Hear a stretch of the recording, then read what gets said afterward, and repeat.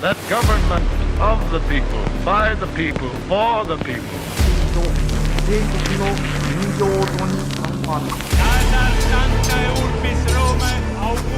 Да здравствует мир между народами. Урд минь Монголын удам хад, хойно минь Монголын хүчрхэг их мордчлог байваа.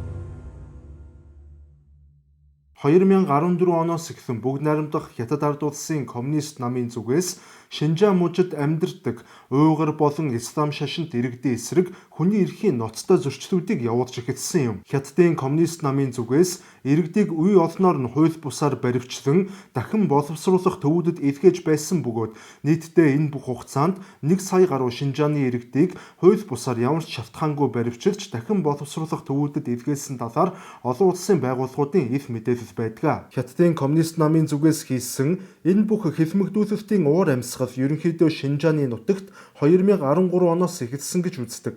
Энэ ч утгаараа Шинжааны иргэд 2013 оноос эхлэн их нутгаасаа дөрвөн зугтацгаач эхэлсэн ба тэдгээр иргэдийн дунд Уйгур угсааны 3 ах дүүсийн түүх яалтчгүй анхаарал татаж байна. Тэдгээр ах дүүс нь Шинжаанаас зугтан явсаар 2013 оны 6 дугаар сарын 12-ны өдөр Энэтхэгийн Ладакийн өндөр улсын орчимд Энэтхэгийн айрмынханд баригдан саатуулагдсан юм. Тэдгээр ах дүүс их нутгаасаа гарч автобусаар болон хөлөөрөө нийт 13 хоног зугтан явсаар Хятадын Шинжаан мужийг дамнан Химлан Бартаатай нутгаар явсан юм. Гэхдээ тэдний хувьд хэд давж Энэтхэгийн нутагт орсноор аюул дууссангүй. Харин ч эсэргээр ах дүүс хэд зөрчсөн хэмээн шийтгэгдэж шүүхээр тогтоосон ялын хугацаа хэдийнэ дууссан боловч ерөнхий сайд Нарендра Модигийн тухайн үед гаргаж байсан эрүүгийн хуулийн цорхо залтын улмаас өнөөдрийг хүртэл нийтдээ 12 жилийн турш тасралтгүй Энэтхэгийн шоронд хоригдсоор байна. Манай өнөөдрийн дугаарын хамтран ажиллагч байгууллагаар дэлхийн номер 1 ургамлын гаралтай эм үйлдвэрлэгч Himalaya брендийн Tentix Royal хэмээх бүтээгдэхүүн маань хамтран ажиллаж байна. Энд харагдаж буй бүтээгдэхүүн маань эрчүүдийн эр бэлгийн даавар буюу тестостероны хэмжээг бол нэмэгдүүлж, цаашлаад эрчүүдийн эрч хүч болон цусны эргэлтийг нэмэгдүүлснээр эрчүүдийн бэлгийн чадварыг сайжруулах ийм үйлчилгээтэй ургамлын гаралтай шивдэг бүтээгдэхүүн байгаа юм а. Энэтхэгийн шоронд ор үндэслэлгүйгээр урт хугацаанд хоригдсоор буй ах дүүс нь Уйгур угсааны турсан овгийн залуус бөгөөд томыг нь Адил, дундыг нь Абдул Халик, багыг нь Саламу хэмээдэг бөгөөд баригдах үедээ тэд 23-аас 20 насны залуус байв. Тэдгээр залуус анх Энэтхэгийн цэргүүдэд баригдсны дараагаар орчуулагчаар дамжуулан цэргийнхэнд өгсөн мэдүүлэгтээ дурдсанаар Шинжаан дахь Кашгар хотын ойролцоо байрлах гэрээсээ тэд дөрвөн гарцгаасан бөгөөд учир нь Хятадын эрх баригчид Уйгур болон Ислам шашинд иргэдийн эсрэг чиглэсэн хавчлагыг эрс чангатгаж тэдгээр залуусын хэд хэдэн хамаатны хүмүүсийг дахин боловсруулах төвүүдэд хүчээр шилжүүлэн хорьсны дараагаар ах дүүс зүгтгаас өөр аргагүй болсон хэмээн мэдүүлжээ. 2013-аас 2014 оны хооронд эхэлсэн хэлмэгдүүлэлт өнөөдрийг хүртэл Шинжаанд үргэлжлэсээр байгаа бөгөөд одоогийн байдлаар нийтдээ 1 сая гаруй хүн дахин боловсруулах төвөд хоригдсон гэх мэдээлэл бий. Ямар шалтгаанаас болоод баривчлаад байна вэ гэвэл мэдээж хэрэг янз бүрийн шалтгаанууд байгаа. Зарим нь бүр инээдтэй ч шалтгаанууд бий. Тухайлбал зарим хүмүүсийн хувьд сүмд орж залбирал үйлдсэн төдийд эсвэл эмэгтэйчүүд хижааб зүүлсэн гэх мэт шалтгаануудаар хоригдсон байдаг. Бүгд найрамдах Хятад ард улсын зүгээс эдгээр баривчилгаануудаа тайлбарлахдаа хууль бус шашны үйл ажиллагааг хянах болон мэргэжлийн сургалт хүмүүжил олгох зорилгоор хэмээн дэлхийн нийтэд тайлбарладаг. Гэхдээ Америкийн нэгдсэн улс болон олон улсын хүний эрхийн байгууллагууд Хятадын эдгээр үйлдэлийг хүний эрхийн ноцтой зөрчил бөгөөд бүр геноцид буюу үе олноор нь хомроглон устгах ажиллагаатай зөвлөдөг. Тэгэхээр Энэтхэгийн нутагт баригдсан ах дүү 3-ын хувьд тэднийг Энэтхэгийн хэвийн цэргийнх нийт 2 сарын турш төрөл бүрээр ирүүдэн шүүж Хятадын тагнуул эсхийг нь шалгаж эцэст нь хууль бусаар хэв нэвтэрсэн хэмээн буруутгажээ. Гэхдээ энэ бүхэн үнэндээ юу ч биш байв. Цаг хугацаа өнгөрөх тусам тэдгээр залуус жинхэнэ амьдын тамад унаж эхлэв.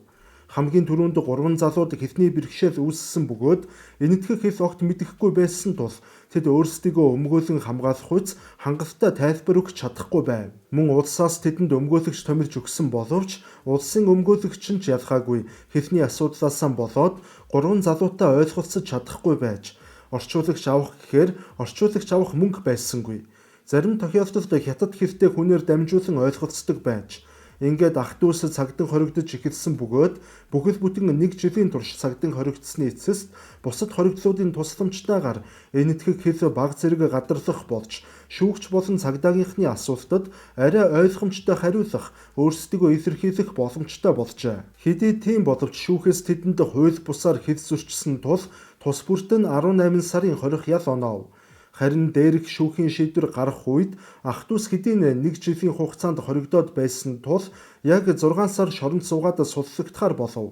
Гэтэл яг тухайн үед энэтхэгийн улс төрийн ертөнцид маш том өөрчлөлт тохиолсон юм. Өнөөдрийн энэтхэгийн ерөнхий сайд Нарендра Модигийн удирддаг үндэсний үзэлтэй Бхаратия Жаната гэх нам сонгуульд явж засгийн эрхэнд гарав. Модигийн засгийн газар ялалт байгуулсан даруйда олон нийтийн аюулгүй байдлын тухай хууль хэмээх цоо шинэ хуулийг батлаж таарсан бөгөөд залуусыг яг суллагдахын өмнө уг хууль хэрэгжиж эхэлжээ.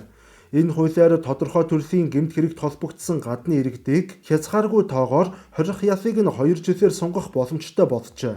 Иймээс уугар гаралтай 3 залууд уг утгагүй хууль нь үйлчилж хэдийгээр шүүхээс оноосон ял нь дууссан боловч ялын хугацаа нь дахин 2 жилээр сунгагдж тэр 2 жил нь дууссаны дараагаар дахин 2 жилээр сунгах гэх мэтээр 2013 оноос хойш өнөөдрийг хүртэл хизээ суллагдах нь мэдэхгүй байдалтай энэтхэгийн шоронд хоригдсоор байна. Өнөөдөр эдгээр ах дүүстэд туслаж байгаа цорын ганц хүн бол тэднийг сүүлд өмгөөлөх болсон өмгөөлөгч Мухаммед Шафи Ласо гэгч нэг юм.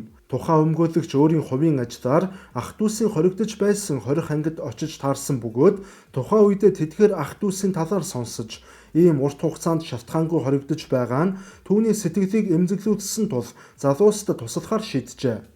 Тэдний өмгөөлөгч уг хэргийг олон нийтэд ил болгож энэ 3 залуу Хятадын коммунист намын аюулаас айсандаа зугтсан бөгөөд өөрсдийгөө хэд зөрчиж байгаагаа ч тухайн үедээ мэдээгүй хэмээн олон нийтээс тусламж хүртэл гуйсан удаатай. Тэрээр маш олон жилийн турш ах дүүсийг суллуулахын төлөө үн төлбөргүйгээр үйлчлэн тэмцэж байгаа боловч энэтхэгийн засгийн газар уг хуульны байр сууриас ухрах ямар ч шинжгүй хэвээр байна.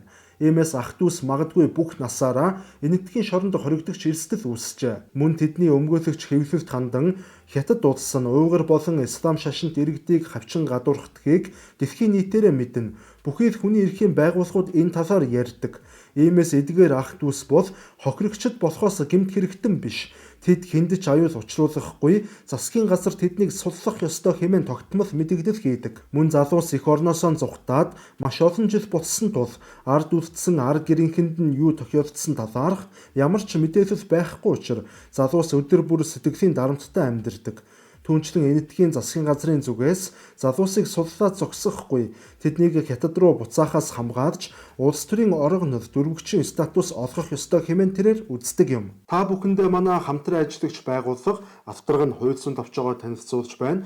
Хэрвээ танд болон таны аж ахуй нэгжид ямар нэгэн байдлаар хууль эрх зүйн зөвлөмж туслалцаа хэрэг болвол Авторга нь хууль зүйн товчоонд хандаарай. Өнөөдрийн байдлаар уугар ах дүүсийн 2 дүүн хоёул хоол хүнсний асуудлаас болоод ходоодны өвчтөй болжээ. Шинжааны нутаг нь хүйтэн нутаг бол энэтхэг харин халуун дулаан газар. Иймээс тэдний хоол хүнс шал өөр. Энэтхэгийн шоронд залууст өдөр бүр хар шаш өгдөг учраас 2 дүүгийнх нь бие муудсан ч энэтхэгийн шоронгийн нөхцөл байдал дэндүү хүнлэг бус тул эрүүл мэндийн асуудалтай эмнэлгийн тусламж авч чадахгүй байдалд бие нь улам бүр дордсоор байна. Иймээс тэдний өмгөөлөгч Шафир хувийнхэн зүгээс мөнгө гарган тэдэнд эм тариа авч өгдөг бөгөөд шорон дотор гарсан бүх зардлыг тэрээр сайн дураараа хариуцдаг болов.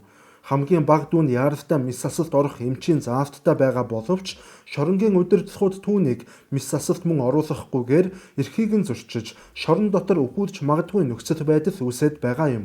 Энэ хэрэгтэй холбоотой өөр нэг сонин үнцэг урган гарч бий болсон нь шашны үнцэг гэж хэлж болно.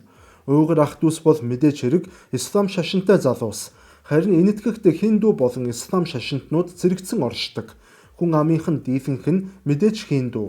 Улмаар ерөнхий сайд Нарендра Моди өөрийн эрхийн он жилүүддээ ислам иргэдийг буюу шашны цөөнхийг илт гадуурхах бодлогыг энэтхэг даяар барьж эхэлсэн бөгөөд ах дүүсийг суллахгүй байгаа нэг талаараа ислам шашинт иргэдийг гадуурхдаг учраас түүний улс төрийн бодлого нь давхар харагдаж байна гэх үнцэгч гарч ирдэг. Эцсийн эцэст тодорхой гэмт хэрэг үйлдсэн гадны иргэдийг хязгааргүй тоогоор 2 жилээр ялыг нь сунгах буюу бүх насаар нь хорих боломжтой уг хууль нь үндэсний аюулгүй байдалд ноцтой хохирол учруулсан онц ноцтой гэмт хэрэгтнүүдэд зориулагдсан хууль болохоос биш улс төрийн хавчлаганд өртөж орогнол хайсан хүмүүст энэ хууль угтаан бол үйлчлэх ёсгүй талаар тэдний өмгөөлөгч мөн хэлсэн юм а. Тэгэхээр өнөөдрийн та бүхэндээ бэлтгэн хүргэсэн дугаар маань энд хүрээд дуусаж байна. За та бүхэнд таалагдсан гэдэгт итгэлтэй байна. Дараагийн дугаараар дахин уулзтлаа түр баяртай.